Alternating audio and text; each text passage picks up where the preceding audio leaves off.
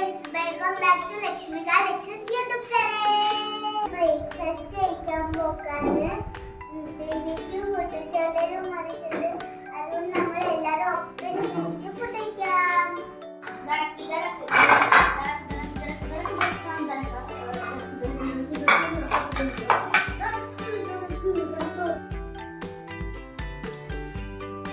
നമ്മളെ വീട്ടിലിരുന്ന് ഇഡ്ഡലിയും സാമ്പാറാണ്. നിങ്ങളെ വീട്ടിൽ എന്താ ബ്രേക്ക്ഫാസ്റ്റ് എന്നാ കമന്റ് ചെയ്യാം.